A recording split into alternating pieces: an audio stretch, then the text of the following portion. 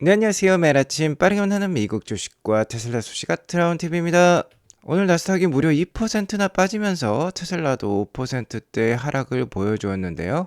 자, 이제 주주총회가 코앞으로 다가왔죠. 일론 머스크의 보상안이 패배를 할 수도 있다라는 얘기도 나오고 있어요.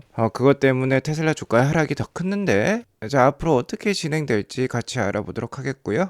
대표적인 AI 소프트웨어 관련된 주식이죠. 팔란티어가 어제 실적을 발표했었는데 실적 발표 이후 주가 하락이 컸습니다. AI 주식들의 끝물일까요? 이 점도 오늘 같이 알아보도록 할게요. 오늘도 인사이트 가득한 소식들이 많으니까 시청하시기 앞서 구독과 좋아요 알람 설정 꼭 눌러주시기 바라겠습니다. 자, 끝없이 상승할 것만 같았던 미국 증시에 급제동이 걸렸습니다. 나스닥이 무려 오늘 2%나 하락세를 보여주었어요. 자, 오늘 미디어에서는 AI 산업에 대한 우려감이 크게 작용을 하면서 투자자들이 위험 자산을 기피하기 시작했다. 그러면서 나스닥이 급락세로 마감했다라고 알리고 있습니다. 자, 거기에 더불어서 비트코인도 최근 이렇게 급락세를 보여주고 있어요. 12만 6천 불까지 상승했던 비트코인이, 그러니까 우리도 1억 7천만 원이 넘었던 비트코인이 자, 10만 불대를 오늘 깨기도 했었습니다. 9만 9천 불까지도 하락세를 보여주기도 했어요.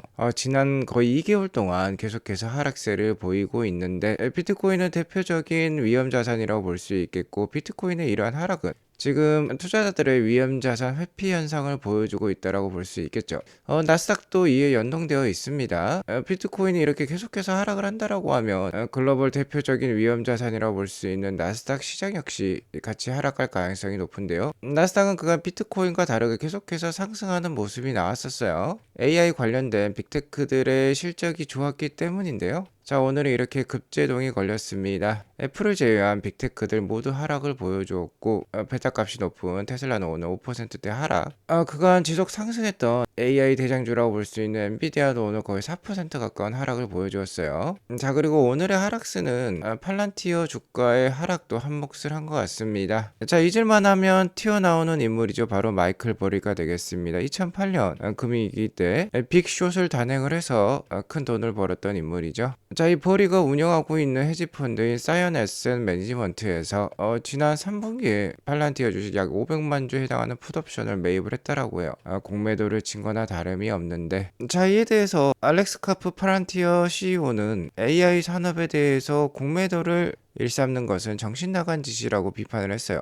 이런 판단이 잘못된 것으로 드러날 때 나는 기쁘게 춤출 것이다 라고 강하게 경고 메시지를 날렸습니다. 자, 그도 그럴 것이 어제 장 마감 이후에 팔란티어가 실적을 발표했는데 실적이 다시 한번 탁월하다라는 것을 보여주었어요. 매출액이 1빌리언이 넘어가면서 역시나 비트를 기록을 했고, 더욱더 주목할 점은 성장률이었습니다. 무려 전년 대비 63%나 성장을 보여주었어요. EPS도 당연히 비트를 보여주었고요. 자, 내년에도 53% 성장할 것이다 라고 가이던스까지 탁월하게 제시를 해주었습니다.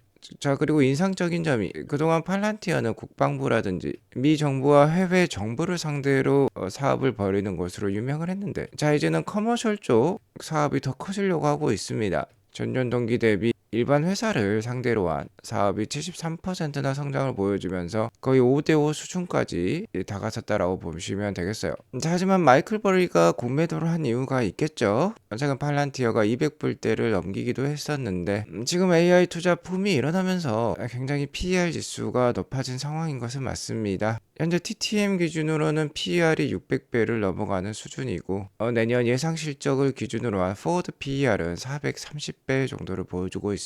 정말 상상할 수 없는 밸류에이션이라고 볼 수 있겠는데, 자, 그렇기 때문에 공매도를 했다라고 볼 수 있겠죠.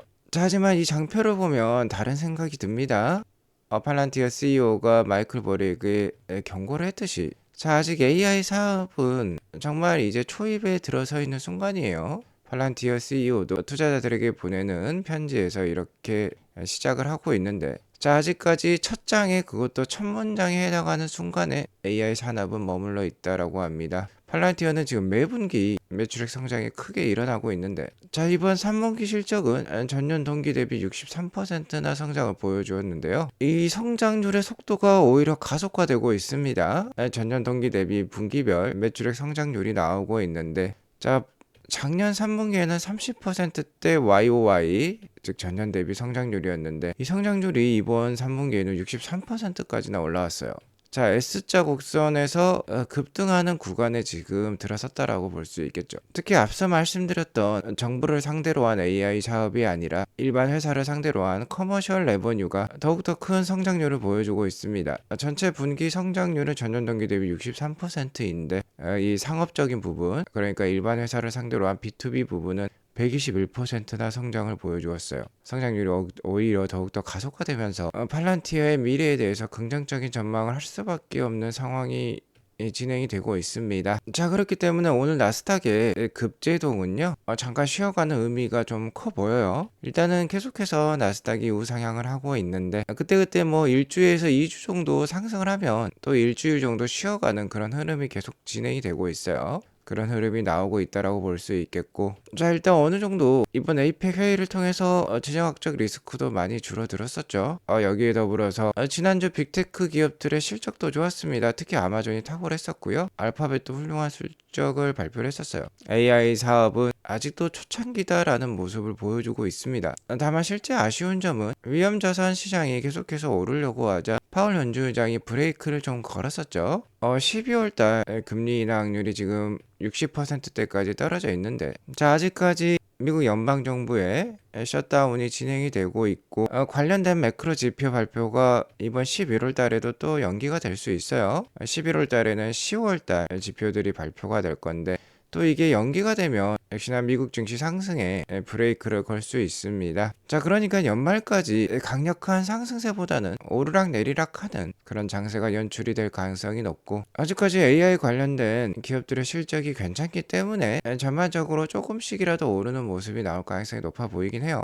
자, 그리고 테슬라는 오늘 시장이 무너지면서 같이 하락을 했습니다. 나스닥이 2%대 하락을 하면 테슬라는 당연히 베타 값이 높기 때문에 5% 이상 하락할 수 있죠. 오늘 5.15% 하락한 444불 정도로 마감을 했습니다. 자, 일단 금주에 테슬라 주주총회가 있죠. 11월 6일에 있습니다. 한국 시간으로는 11월 7일 새벽 경이 되겠는데, 일단은 오늘 5%대 하락을 하면서 주주총회 중에 주주총회 전에 매수 기회를 준 것인 것 같기도 해요. 어쨌든 이번 주주총회 최대의 안건은 일론 머스크 CEO의 보상안 통과 여부가 되겠죠.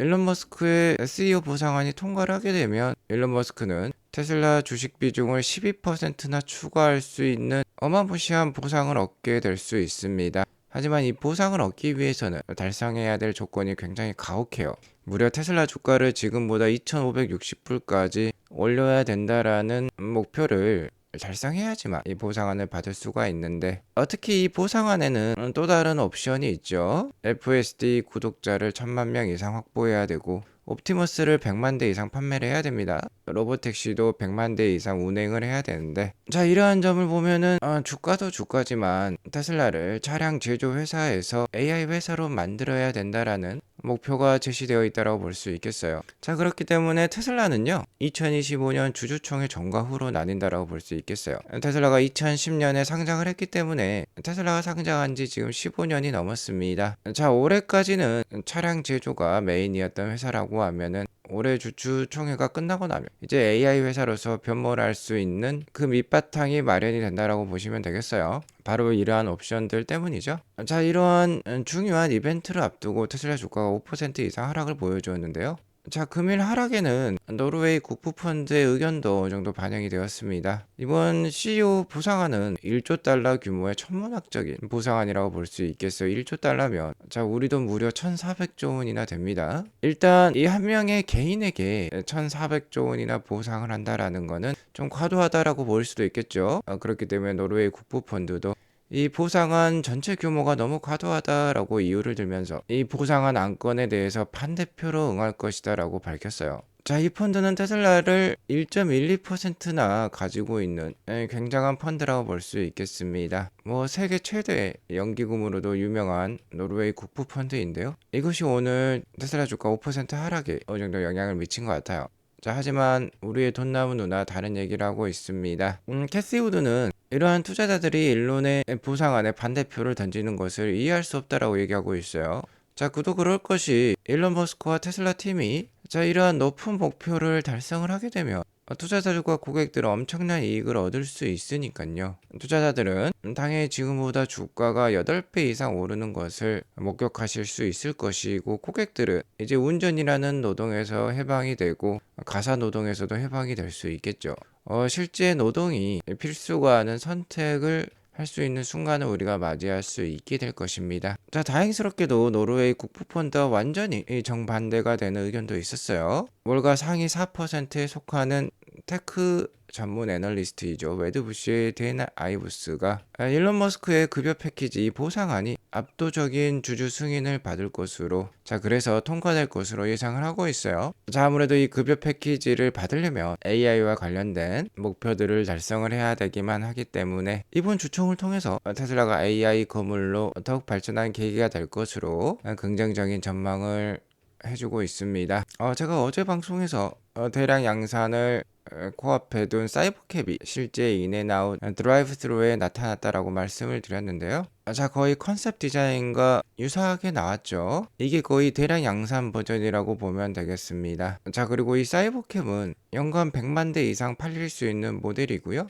그 말인즉슨 이제 매년 연간 100만 대씩 로보택시가 증가가 된다라는 뜻이에요. 자, 그리고 이번 주주총회가 일론 머스크의 승리로 귀결이 된다라고 하면 이제 이 사이버캡은 거침없이 생산이 되어지고 보급이 되어질 것인데요. 그러면 이제 테슬라가 AI 거물로 더욱더 발전하는 확실한 계기가 될 것입니다. 자, 실제로 기가 텍사스에서 사이버캡의 바디가 지금 공개가 되고 있어요. 기가 텍사스 동쪽에 뭔가 프레임이 포착이 되었는데 이 부분을 더욱더 확대를 해보면요. 자, 이러한 모습이 되겠습니다. 기존에 볼 수 없었던 서브 프레임이라고 볼 수 있겠는데, 사이버캡의 리어 서브 프레임, 그러니까 뒤쪽에 프레임이라고 해요. 일단 어느 정도 대량 양상 모델의 디자인이 확정이 되었기 때문에 일단 파일럿 생산에 들어가고 있는 것 같습니다. 그리고 내년 하반기부터는 본격적으로 양산품을 뽑아내겠죠.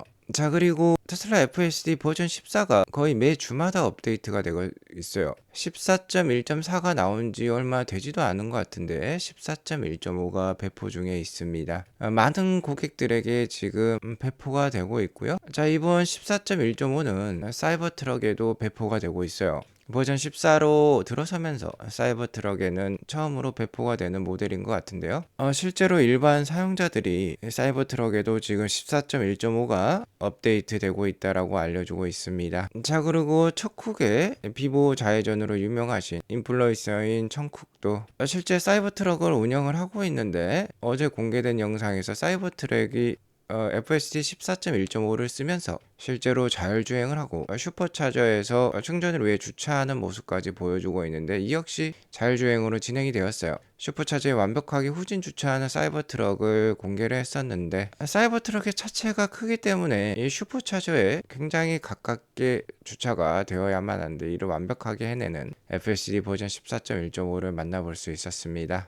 자, 그리고 이러한 사이버 트럭은 우리나라에도 이제 실제로 인도가 시작이 되었는데요. 어제 평택항에 입항을 했다라고 말씀을 드렸죠. 그리고 실제로 사이버 트럭이 배송이 되고 있는 모습이 공개가 되기도 했습니다. 여기 보시면 우리나라 GS 칼텍스 한글이 적혀 있죠. 사이버 트럭이 실제 고객에게 인도가 되는 모습이 포착이 되고 있어요. 아무튼 오늘의 테슬라 주가의 하락은 노르웨이 국부펀드가 어느 정도 제공을 한 것 같고, 마이클 버리의 AI 주식 공매도 소식도 어느 정도 악영향을 미쳤다라고 볼 수 있겠는데요. 테슬라 자체적으로도 4분기 우려 이슈가 있었죠. EV 텍스 크레딧 7,500불이 10월 달부터 사라졌기 때문에 10월 달부터 미국 내 전반적인 전기차 인도가 슬로우해질 것이다 라는 의견이 강력하게 있죠. 자, 그러면 다른 시장에서 힘을 내야 되는데 역시나 가장 힘을 내줘야 될 시장이 중국이라고 볼 수 있겠죠. 10월 달 기가 상하이 판매량이 나왔습니다. 총 판매량이 좋지가 않았어요. 현재 기가 상하이는 모델 3와 모델 Y만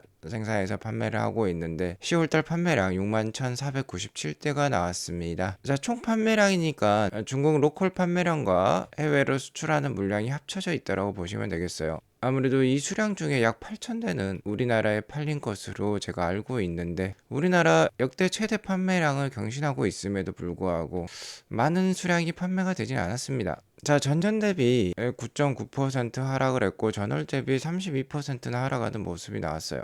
다만 10월 달에 우리나라 추석이 있었듯이 중국도 10월 1일부터 8일까지 공휴일이었습니다. 많이 쉬었기 때문에 이러한 결과가 나온 것 같은데요. 어쨌든 뭐 11월 달, 12월 달 판매량 지켜볼 필요가 있겠어요. 다만 다행스러운 점은 자, 여기 보시면 모델 Y 스탠다드 모델이 있죠. 이번 뭐 10월 달부터 새로 판매가 시작된 모델인데 자, 미국에서만 생산되어지는 것이 아니었습니다. 기가 베를린 즉 유럽에서도 이 모델 Y 스탠다드 생산이 공식적으로 시작이 되었다라고 테슬라는 알려주고 있어요. 자, 유럽에서 더 많이 팔릴 수 있는 모델이라고 보여집니다. 유럽은 가성비와 실용성을 중시하기 때문에 훨씬 더 싼 모델이니까 판매량이 더 클 수 있겠고요. 자, 미국 내 판매량도 기대를 해볼 수 있겠어요. EV 크레딧 7,500불은 없어졌지만 그만큼 가격을 인한 모델 Y 스탠다드가 나왔고 단기 수요 촉진을 위해서 자, 앞으로 10일 동안 새로운 리스 조건도 내걸었어요. 자, 기존 리스 가격 그러니까 임대 가격 대비 뭐 7%에서 23%까지 할인 프로모션을 제공을 하고 있다고 합니다. 자, 어쨌든 JD 파워에서 뭔가 불안한 소식을 전달했지만 테슬라는 이를 뛰어넘기 위해서 갖은 노력을 하고 있어요. 자, 어쨌든 이번 주총 결과 어떻게 진행이 될지는 그 누구도 장담을 할 수 없지만 된 아이브스의 의견처럼 밝은 미래를 생각한다라고 하면 일론 머스크의 보상안이 통과가 되어져야만 할 것 같고요. 자, 통과가 되면 캐시 우드의 얘기처럼 테슬라 투자자들은 큰 이익을 얻을 수 있을 것으로 판단이 됩니다. 계속해서 아트라운 TV 함께 하시면서 테슬라의 일거수일투족 공부를 해보시기 바라겠어요. 오늘 이것으로 방송을 마치겠고요. 오늘 방송이 도움이 되었으면 구독과 좋아요 알람 설정 꼭 눌러주시기 바라겠습니다. 행복한 하루 보내시기 바라겠습니다. 감사합니다.